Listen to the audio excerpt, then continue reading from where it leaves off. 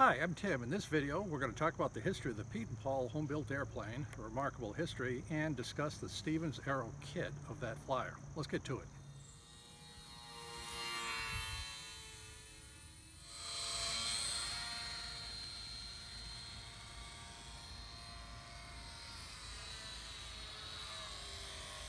Much better.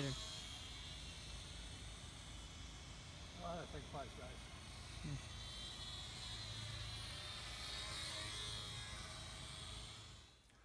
The Pietenpol was really one of the world's first popular mass-produced or produced by a number of people home-built aircraft.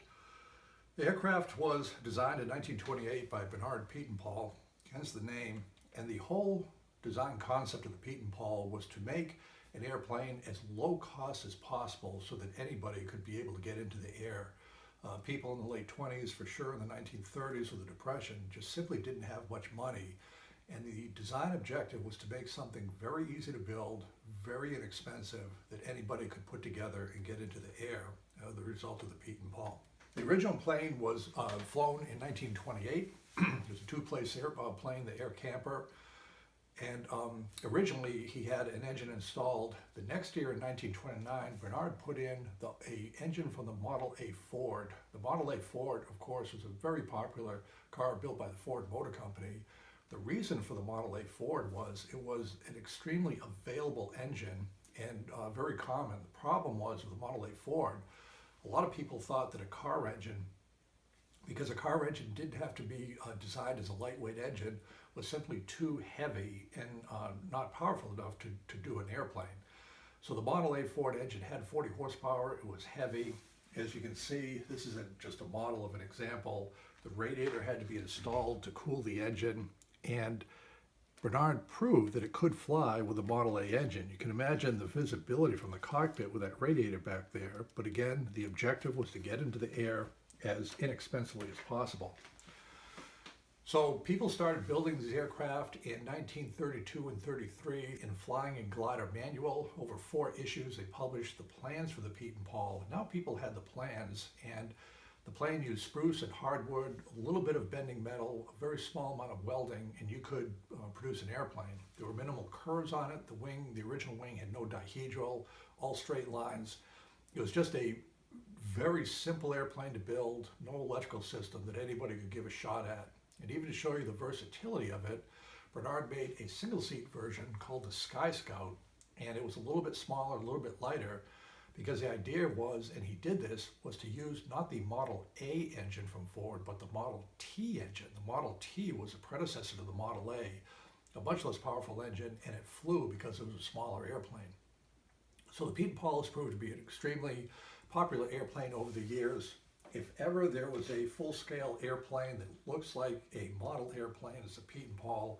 It lends itself perfectly for a model airplane design. As you go through the internet, you'll see a range of pictures on it. Over 30 different types of motors have been installed on this, so you will find a variant that will suit you for your model.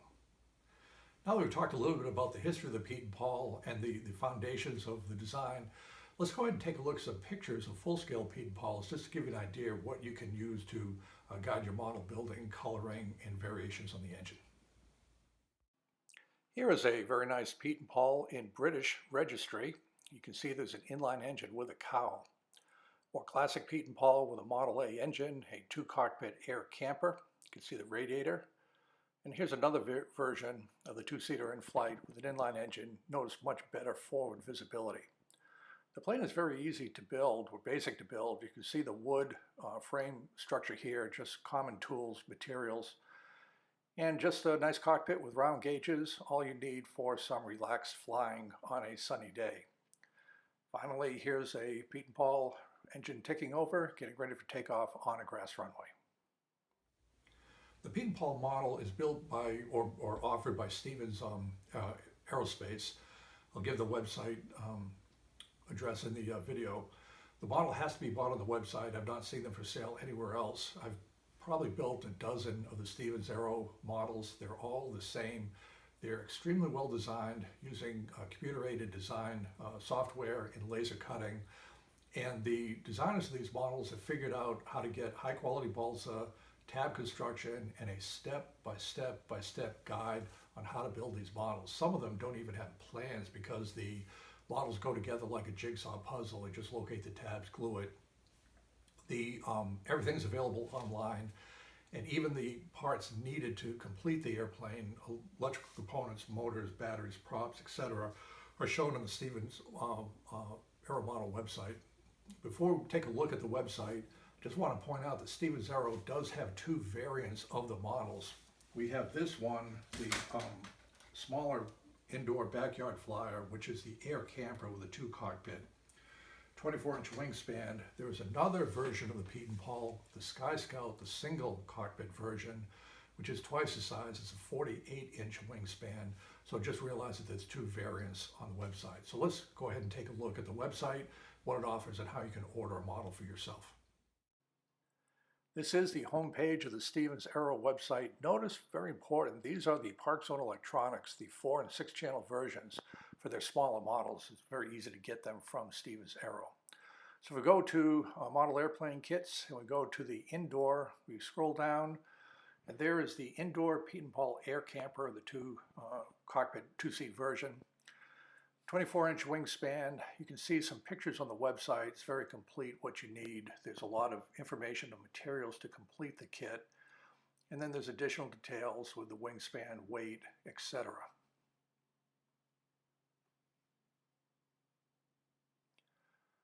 Included with all of the kits, or online as well, is a very detailed instruction manual. It starts off with a project checklist, just things you need to complete the airplane, general assembly instructions, then a step-by-step guide on how to complete the airplane. In addition to the step-by-step guide, there is a illustrated photo manual that on selected steps will give you a detailed picture of just how to put everything together so you can match up the steps to what the instructions are for building the model. You can see how to do the fuselage, how you can build up the cowl for the nose, tail surfaces, how to bevel the control surfaces, even covering and the important installation of the microelectronics, which can be kind of tricky if you haven't done a lot of these installations. It gives you good techniques for a successful model. Again, the model is pretty much designed around those Park Zone electronics. It's important to note out that there are two versions of the Pietenpol and the Stevens Aero. We just discussed the Ultra Micro Indoor. You can see here with its 24-inch wingspan. If you go back to the kits,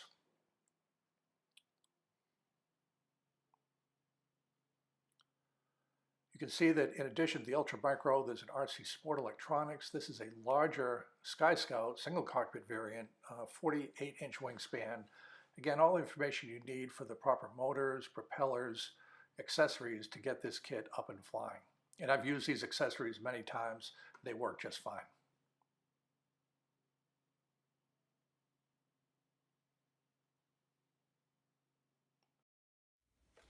So let's take a little bit of time to go over the kit here, and then we'll see some flight shots.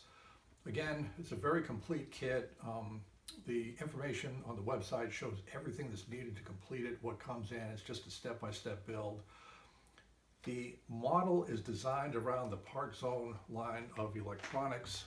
Here is the brick that contains the receiver, electronic speed control, 2 linear servos for rudder and elevator. The battery goes in along here. Again, these components are available on the Stevens website. Like I said, the plane is literally designed around it. The weight for this is about 2.1 ounces, the target weight. Mine came in at 2.3 ounces, so that's for your information. Even details like the sighting of the electrical motor on the front and the cowl that blends into that is all very easily done in the kit with layers of balsa that shows how you can cut it. It's just very simple to do. The wing mounts on top, the struts, the landing gear, it's all there. Even there is detailed instruction on how to add the control inputs. You notice there's a very thin music wire, but there's some heat shrink tubing here. So you put one end of the wire, you do a Z-bend into the control horn. You know the control horn is part of the laser cut kit being plywood. The tubing goes over the other wire coming in from the controls, and that way you can very easily adjust the center point of the elevator, shrink the tubing in place, glue it, that makes the installation and adjustment of the controls a snap. Notice even the attention to detail. The kit has a very tiny tail skid on the back. It's just the way they approach the whole design of these kits. So there's really nothing special to offer on the construction of the kit. As with any airplane, it's critical to make sure that it balances at the center of gravity. I had to add just a little bit of nose weight. You can see some solder put in here and glued in place to make it balance out. But that was really the only surprise. So again, plenty of control throw, nice looking model. Let's go take a look and see how it flies now.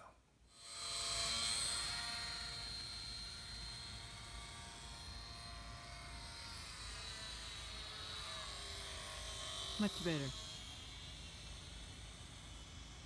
Oh, that thing flies nice.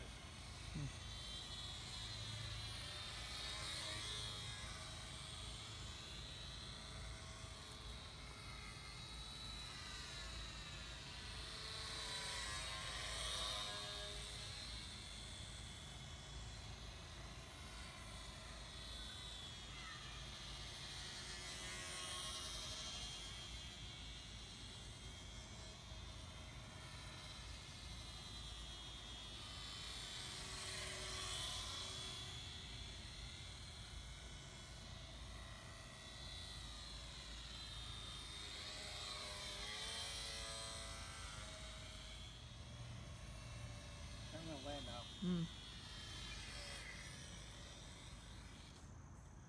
So we just completed a test flight of the Stevens Aero Pietenpol. You can see that it flew fine. This is a fairly close-in flying area, so it circles all around, but I think that demonstrates how well the airplane handles to fly in this quite small area. It's like it's on rails. It's just as smooth as can be, plenty of power.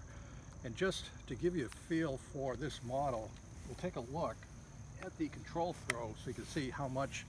That's the elevator up, down, rudder, left and right. So nice, generous control surfaces, a lot of movement. It's characteristics of the Stevens Aero's kit. Just very well designed, a fun little airplane, and I recommend it to you. Thanks again for watching this video and joining me in the discussion of the Pietenpol. If you do the most simple Google search for Pietenpol airplane, you'll see a wide range of pictures, videos, articles on the airplane. It's an extremely popular airplane with home builders because it's so easy to build. In 2015, they offered for the first time since the 30s a complete kit for the airplane from Aircraft Spruce Specialties, so you can get a kit. And joining the Experimental Aircraft Association, there's any number of builders that have built Pietenpols for sure somewhere in your local area. They're more than happy to help out, and it's just a great way to build your own aircraft and have something fun to fly and just a good-looking airplane that's kind of neat. So thank you for joining me on the video, and we'll see you in future views.